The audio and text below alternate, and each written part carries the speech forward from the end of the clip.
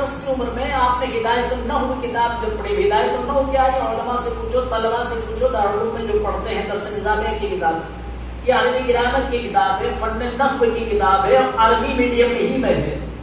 8 سال کی عمر میں اعلیٰ حضرت اس کتاب کو پڑھ رہے ہیں، جبکہ اس کو پڑھنے والے بچوں کی عمر 14-15 سال کی ہوا کرتی.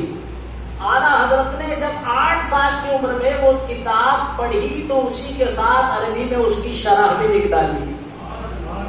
اللہ اکبر! یہ آپ کی صلاحیتوں کا عالم ہے. جو کتاب استاد سے آپ 1/4 پڑھ لیا کرتے تھے، پاؤ کتاب پڑھ لیا کرتے تھے، تو باقی 3 حصے خود ہی پڑھ لیا کرتے تھے. استاذوں کا یہ بیان ہے کہ ہم کو پڑھاتے دیر نہیں لگتی ان کو سمجھتے دیر نہیں لگتی. کبھی پوری کتاب استاد سے آپ نے نہیں پڑھی، بس 1/4 پڑھ لی، باقی خود ہی حل کر لیا کرتے تھے، پھر اگلی کتاب شروع ہو گئی. اس طرح سے ایک مرتبہ تو استاد سے بڑی حیرت سے کہا کہ میاں صاحب زادے یہ بتاؤ کہ تم انسان ہو کہ جن ہو؟ کہا آپ نے فرمایا الحمدللہ میں انسان ہوں.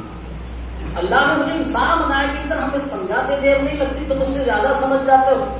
کہا آپ نے فرمایا یہ اللہ کا کرم ہے، اس کے محبوب صلی اللہ علیہ وسلم کے صدقے میں اللہ نے مجھے ایسی ہی ذہنیت عطا فرمائی. پھر میں بتدریج آگے بڑھتا ہوا چلوں. اعلیٰ حضرت فاضل بریلوی رضی اللہ تعالیٰ عنہ نے 13 برس 10 ماہ 5 دن کی عمر میں تمام معقولات اور منقولات کی کتابیں پڑھ کر کے عالم و فاضل آپ ہو گئے. 14ویں صدی کا مجدد 14ویں سال میں تمام علوم اسلامیہ سے مکمل ہو جاتا ہے اور منزہ ہو جاتا ہے. اور جس دن آپ کو یہ فضیلت کی ڈگری ملی اسی دن آپ دارالفتہ میں گئے تو اعلیٰ حضرت کے دارالفتہ میں بہت سارے مفتی بیٹھ کر کے وہاں تربیت پاتے تھے اور فتوے لکھا کرتے تھے. کیونکہ آپ کے والد گرامی کے دارالفتہ میں آپ کے والد گرامی رئیس المتکلمین حضرت علامہ نقی علی خان بہت بڑے عالم ہوئے.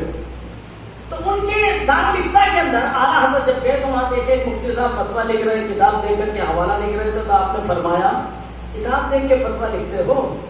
آپ نے فرمایا کہ آپ لکھ دو. تو آپ نے اس دن علم رضاعت کا ایک مسئلہ بغیر دیکھے آپ نے فتویٰ لکھا اور جب ان کے والد گرامی کے سامنے رکھا گیا تو والد گرامی بڑے خوش ہوئے، آنکھوں سے لگایا، فرمایا بیٹا تم میں یہ صلاحیت ہے کہ تم فتویٰ لکھ سکتے ہو.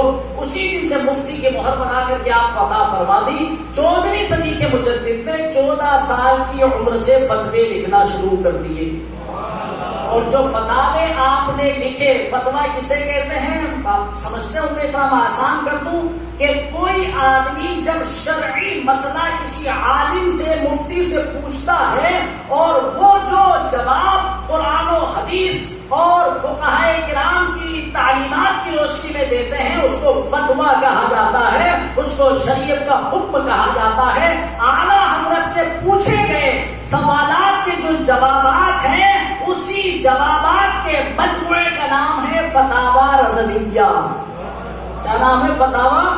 اب فتاوی رضویہ کو سمجھیے آپ. فتاوی رضویہ 12 بڑی جلدوں کے اندر ہے. یہ اعلیٰ حضرت کی وہ عبارت ہے جو نہایت مدلل، نہایت ہی مختصر، بہت جامع عبارت. جب علماء کرام نے بیٹھ کر کے اس عبارت کو ذرا سلیس کیا، ہلکا کیا، تخریج کی، تصحیح کی تو وہ 12 جلدیں 30 جلدوں کے اندر بدل گئی.